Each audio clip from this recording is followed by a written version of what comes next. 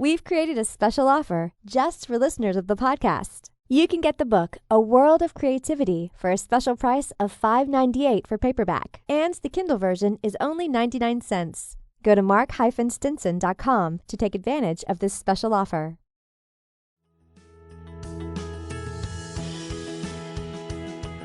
Tap into your most original thinking. Organize your ideas and create the opportunities to launch your creative work. Unlocking your world of creativity with best-selling author and brand innovator, Mark Stinson. Well, welcome back, friends, to our podcast, Unlocking Your World of Creativity. And we've been around the world talking to creative practitioners of all kinds about their inspirations and their organization and the connections to get their work up and out into the world. And I'm so happy today to be talking about music and TV and film with composer Craig Dobbin. Craig, welcome to the show. Thank you so much, Mark. It really is great to be here. And Craig's work, if you know this sound.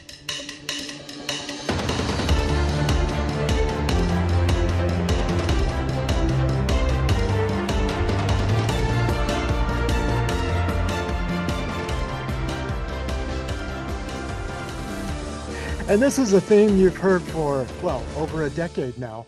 And as the show winds down, we're going to talk to Craig about his next moves and some of his other projects. But Craig, I can't help but ask, as this franchise, this anchor of CBS programming has really established itself over the years, what is your creative process to keep that music engine and that score behind the show revving and up and running? That's great. I came aboard NCIS on season 8, so I've been with it for half of its run, and it was already a well-oiled machine when I came aboard. And so I often described it as I felt like I was jumping onto a treadmill going 100 miles an hour, and I just had to run as fast as I could to try to catch up and get myself up to speed. But so it really is a weekly schedule. So I see the shows on a Friday, and I make my own individual notes about it.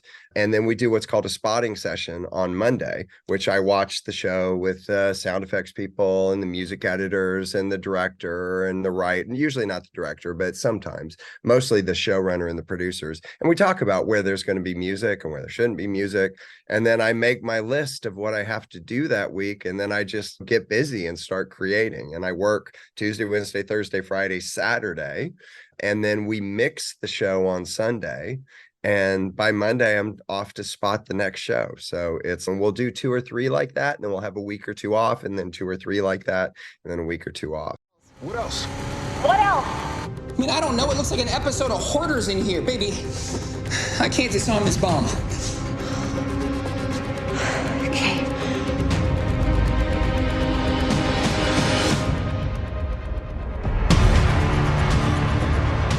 Oh my God. What? Kenzie, what? Baby? We need that bomb squad in here now! This is what happens when you try to play God in the lives of those you say you love. No. No. Hey. Guys, her Overwatch marker hasn't flashed again, so I'm looking at buildings downtown with a helipad. We're 9 minutes out. You gotta narrow it down. Guys, bomb squad is still 6 minutes out. That is not good enough.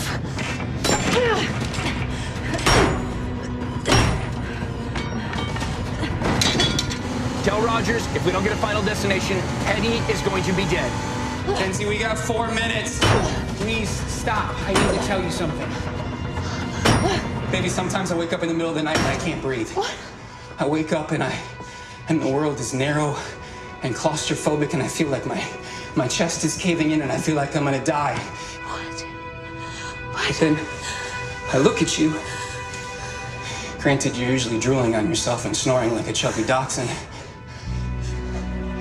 But just knowing that you're there, and that somehow in all of this madness that you chose me, it makes my whole body relax.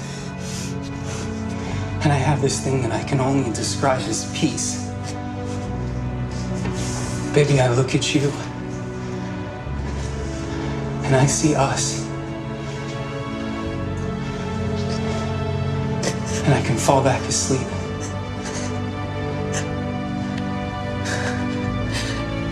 This can't be the end. Not like this. It's okay. Hey. Look at me.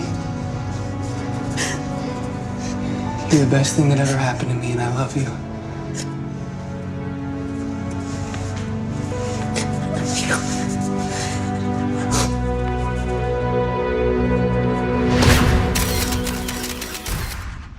And obviously, it's driven by the individual show and the scenes. But, and forgive me if I'm not using the right terminology, but I think about what is the brief, the brand that makes it an NCIS LA score? Yeah, that somebody listens to this and says, this is what the brand is about. Yeah, so NCIS LA, as distinct from the flagship NCIS and NCIS Hawaii, it's been interesting. I've gotten more feedback from other people of, oh, NCIS LA is this one or this one. And really how it's delineated, at least from what I've gotten back from people in terms of the musical style, is it's more modern. It's got more humor injected into it. It used to be, while they still had big budgets, the more action-driven one, which has waned over the years as the budgets for the episodes got smaller and smaller. But so musically, it's just got a little more drive, a little more modern energy to it, because that's LA. It's Right. just slightly more hip. It's got and plus it's got, I think the thing that makes it unique is the way we approach the humorous scenes, which is a very kind of more band rock approach to doing a banter or a humor scene than you would in a traditional kind of pizzicato strings orchestral, oh, this is supposed to be funny moment. Yes, it does have some rock and roll drive, doesn't it? Definitely. And I'm thinking, and you may have seen a little clip I posted a couple weeks ago. I talked to another sonic brander and composer, Gina Isham, and she just thought, how do you keep it fresh? And so I thought I would definitely bring this up to you. Like you said, half of the run of the show, 6-8 years into this thing. How do you keep it fresh every week? Not only for the show, but for yourself. So when I first came on the show, I had to educate myself on the musical world because I was coming into a pre-existing sonic world. Now, for me, creativity is the most fun when there's lots of parameters and boundaries. That gives me, it's like when you can set those limits for yourself. And so you've got this established sonic world. How can I express myself within these confines of, okay, these instruments, this palette? If you give a painter, here's your palette, and then they go, oh, I've never used these before. How am I going to paint with these? And so in the beginning, it was easy because it was me finding my way through it and writing in the style of the show. So I had to learn and actually take on like a different mindset and then write within those parameters. And as the show went on, I injected more of my voice into the show. Now, the interesting thing about being in a long-running show like this is you have to do it really slowly, so it's not a shock to the system of either the viewers or the production team. And I got educated a couple of times when I went too far. It was interesting because French horns weren't an established voice during the show. And to me, heroism and French horns naturally go together. And so there was a big heroic moment, and I made a big French horn cue, and it freaked everybody out because they weren't used to hearing that. And I got a call from the dubbing stage, can you split those French horns out? We think we're going to take them out. And I'm like, oh, I've got to educate them on French horns. So I just started dabbling little bits of French horns in along the way. And by the ending of the final episode, I've been able to go full on French horn heroic, and it has at least primed the audience and the team of that is a voice we can use in the show. Yes. And the theme that comes up a lot on our show here is collaboration, a team, a company. And you're bringing this up right now, that not only the feedback part, but the creativity part really involves a lot of teamwork, doesn't it? It really does. And when you're writing music for a show, as I like to say, I'm clear that I'm in the service industry, because in many ways, I am fulfilling or a part of fulfilling someone else's vision. It's like the producers and the writers have a vision for what they're trying to convey. So I have to be really good at getting into their minds, into their view of the show, so that I can effectively create that in the final product, which is very distinct from like when I write my own music or work with my band, which is we get to do our own vision. But for this, it's like, and truthfully, I love the challenge of being able to see something from someone else's perspective and go, oh, I see how you want this scene to land. I see the emotion you're trying to convey. And then finding that voice that they will then accept is, yeah, that's exactly right. That's exactly what that moment needed. I think that's a concept worth underscoring, this idea that we're in service to the producers, to the writers, to the show, actually, to the franchise, that you want to put your fingerprint on it, but you're still delivering for the show. Completely. And if you want a career in this, you've got to get really good at delivering someone else's vision, because if you try to inject yourself way too much, they'll be like, okay, good job, but we're not going to hire you again because this was a hassle. Yes. So it really is being that team player, being willing to hear feedback, to hear what they want, and be able to quickly implement it in a way that really fulfills their vision. And you're also not only collaborating on the music part, but you're surrounded by a lot of star power on the show with the actors like Chris O'Donnell and LL Cool J, Linda Hunt, which I don't know if you can give me any spoiler alerts. It's Eddie coming back for any kind of conclusion. I would love to talk about that, but oh my gosh, I would get killed. I know. I can only imagine. But what's it like being part of that kind of company and collaboration? It's, first of all, just in working on it and seeing such great actors up on the screen in my studio. And the interesting thing was, I didn't meet a lot of the actors on the show until about 2 months ago, just as we're finished, as they wrapped, and I went to the wrap party and all the actors were there, because it's interesting on a show that size that the departments are quite separate from one another. So there's the production crew and the pre-production crew and the writers, and then we have a little team in the post-production world, but it's not mostly the actors because they're really done with their part. However, both Kenzie and Deke, so Eric and Daniela from the show, have directed and or written episodes. So I've gotten to work with them directly as they would come on to the spotting sessions or want certain things in terms of the music. But the rest of the cast I met for the first time March 1st at the finale wrap party. That's fantastic. When we were talking about the other shows in the series, the franchise, what was it like when these crossovers? You had to have a little bit of a taste of each show as these episodes were developing. How did you collaborate across the different shows? That was a really interesting process, because it's when they give me a show, they don't really tell me anything. It just shows up on a hard drive on Friday and I download it and watch it. And when the crossover happened, I didn't even know a crossover was happening. So I downloaded the show and I watched it. And I'm like, why am I in the middle of something? Did I miss some episode? Are they doing this out of sequence? I didn't understand. And then finally I'm like, oh, he's from NCIS. Oh, she's from Hawaii. Oh, okay, we're doing something. So then I call and I find out that we're the end of a 3-part crossover. So we're doing the conclusion. Now, interestingly enough, we were also the first one to complete. So they had to then that's interesting. Of us, yes, and not the other way around, because they hadn't even started by the time we were finishing. I love that behind the scenes development piece. Yeah, very cool. We've been talking so much about NCIS. I'd be remiss if I didn't mention the other work is that we'll talk about film advertising in addition, but just on TV. Shark Week, you touched on a minute ago. You've got a couple of great PBS kids shows, some documentaries. This gives you a chance to really flex your creative muscle, I presume. Completely. If you want to talk about like keeping things fresh, which was, I've been doing music for Shark Week for 33 years. So it's if you want to finding different ways to approach sharks and how to do the music. And I can't tell you how many people ask me, it's, oh, you do Shark Week? Dun, dun, dun, dun. I'm like, yeah, no, I'm not going to get sued. So I find a different way to create. I'm not using that exact cello.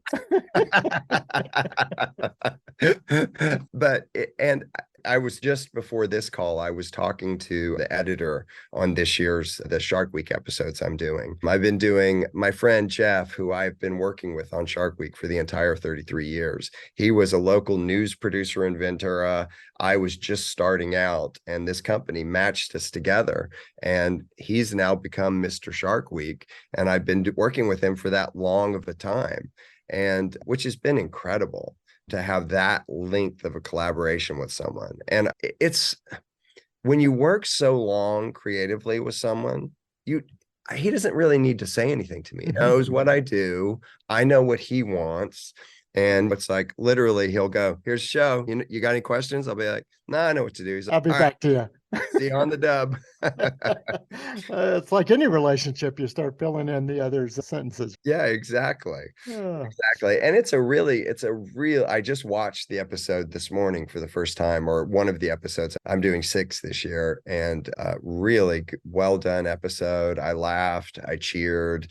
And so that's always my gauge. I always try to watch something that I'm working on once as a fan before I start listening to the music and trying to figure out how I'm going to approach it. Now that's difficult because my mind instantly wants to go to, oh, how am I going to do that, or listen to that, and go, just back up and try to get just an overall view of the show, like the feelings, the emotions, the moments that I cheer, the moments I laughed, so that I can then, when I have to go in for the minutia of the project, I'm not missing the larger picture. Well, we've been talking about TV brand franchises, but you've also had a chance to compose and have your work featured in commercials. And I'm looking at this client list: Samsung, Visa, McDonald's, Netflix, Marvel, Exxon, State Farm, and so forth.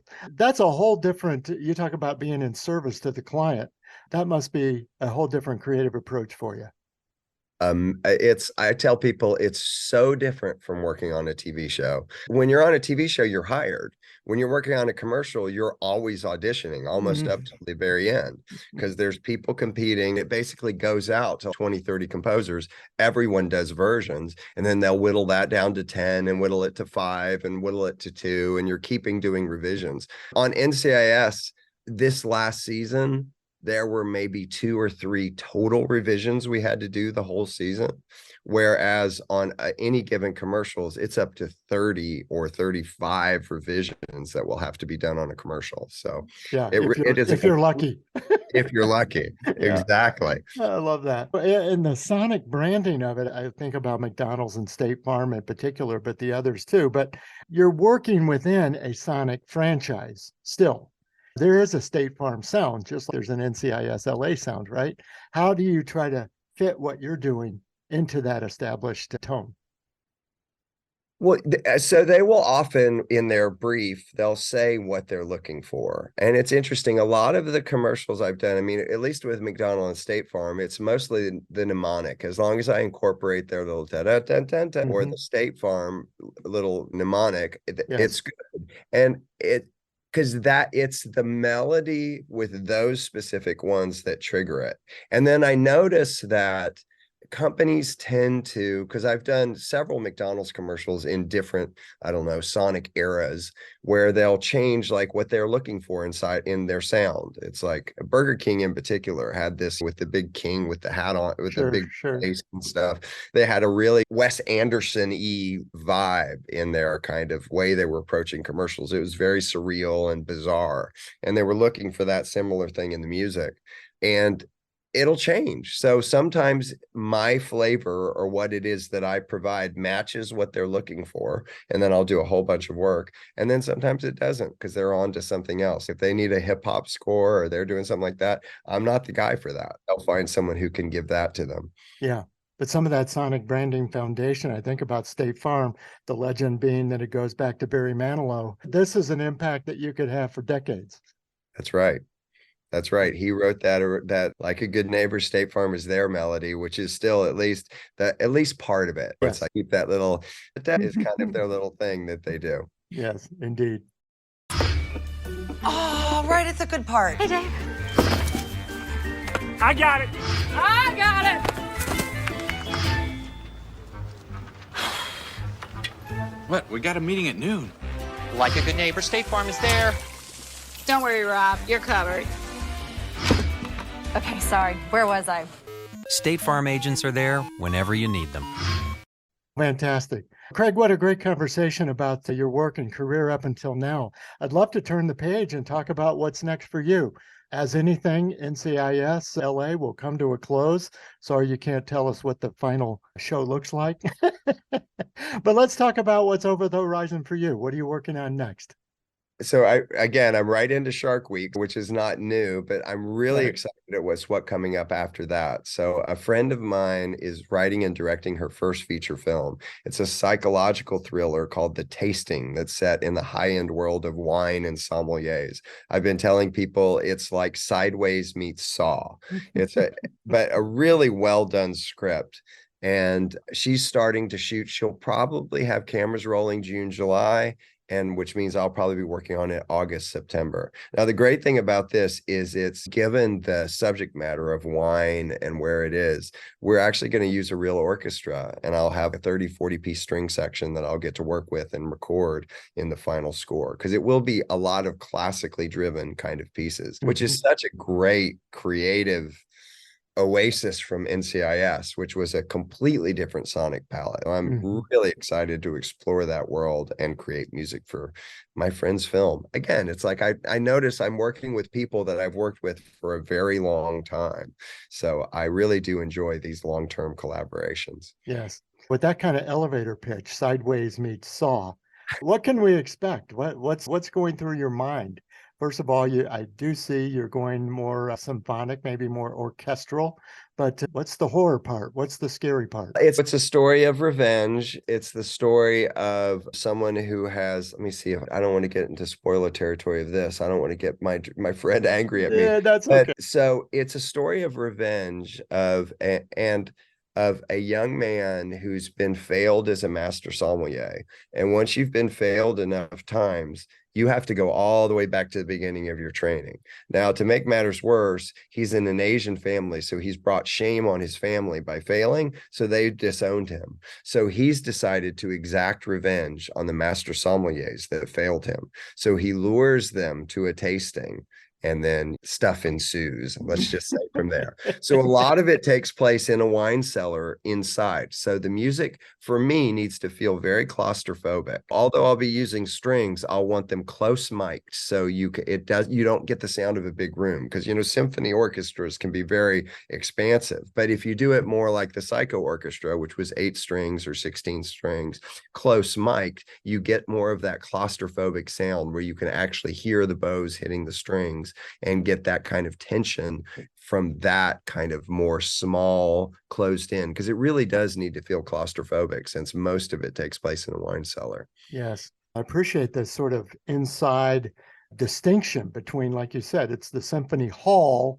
versus, in the cellar. Yeah, exactly. Even the kind of small quartet has a whole different sound.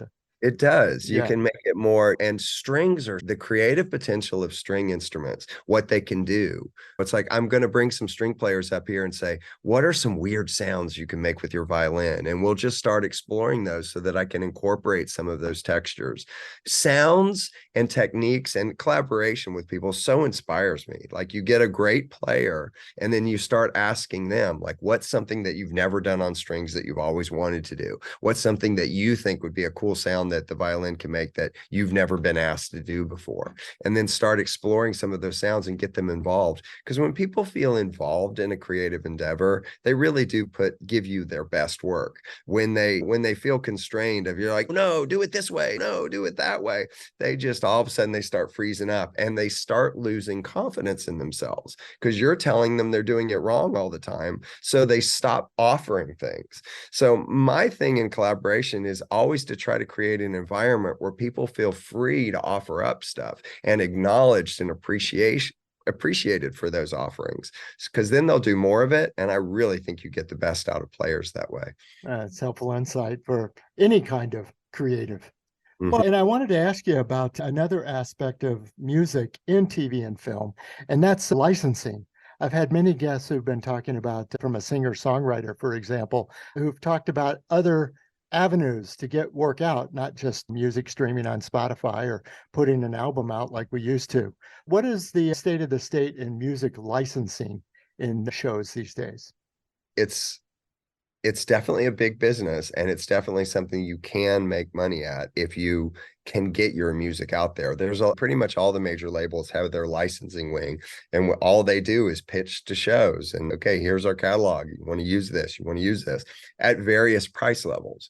Because, the thing, like, if you want a really popular song, like they have in NCIS, they even tried to license Mama Gonna Knock You Out, LL Cool J song, and they couldn't get it. It was too expensive, even though he was in the show. And you can make a lot of money. You've just got to get your music to music supervisors and people that can pitch it to shows and make it be known that music's available to license. Just an interesting story about NCIS and music licensing so this is what I can tell you about the finale. So they licensed a song for the finale, for the very end of the show, well-known song, and they got it it's the last thing you hear as you go out.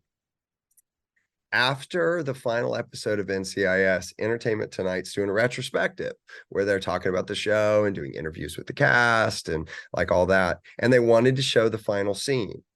When they licensed the track, they had licensed it for the show, but not for other uses. So they couldn't use it for this thing.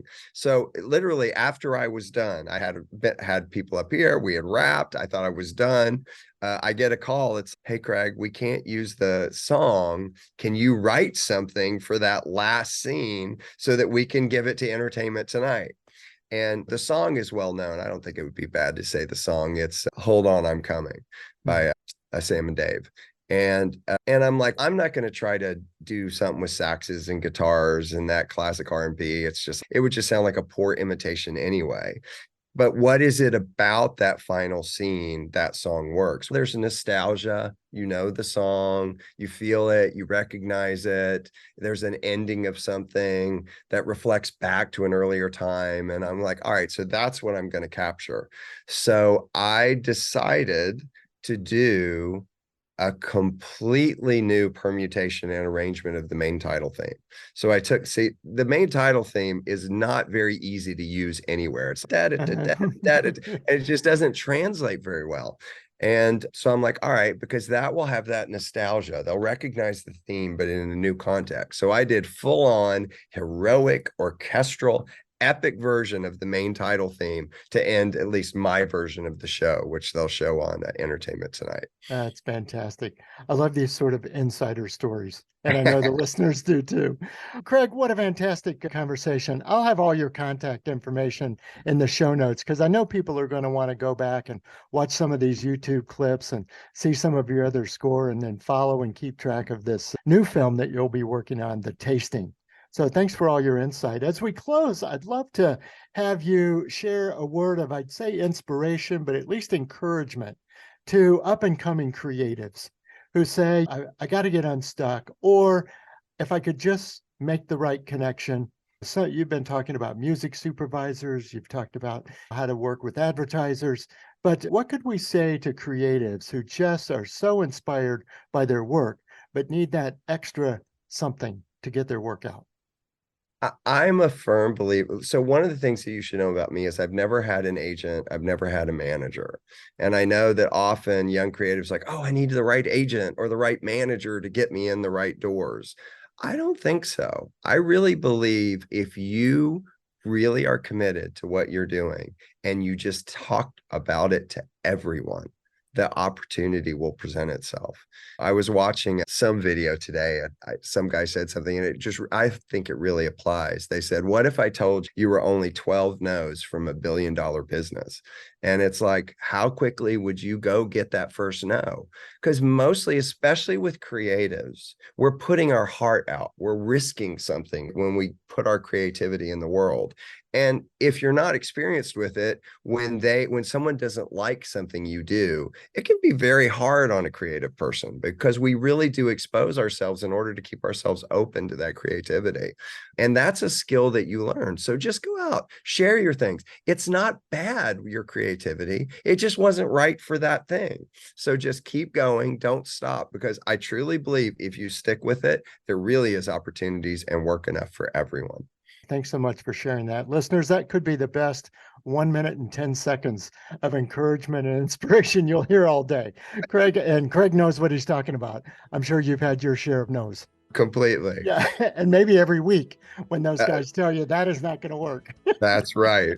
That's right. Oh, fantastic. My guest has been Craig Dobbin. He's composer of all the music for NCIS LA, but also a couple of great popular PBS shows and Shark Week we've talked about, and a new film that'll be coming out very soon, I'm sure, The Tasting. He'll be working on that the latter part of the year.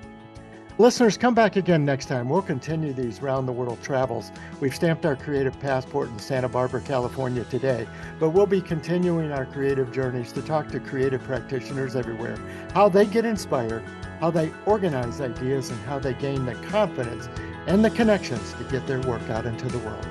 Until next time, I'm Mark Stinson, and we're unlocking your world of creativity. We'll see you soon. Unlocking Your World of Creativity with best-selling author and brand innovator, Mark Stinson. This program was produced by BSB Media, creators of IntelliKey Leadership Stories, Unlocking Your World of Creativity, and The Peace Room. Love.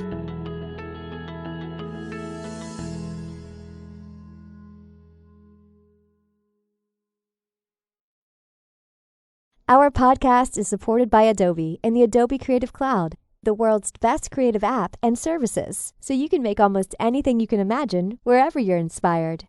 We use Adobe to help make this podcast using Audition, InDesign, and more.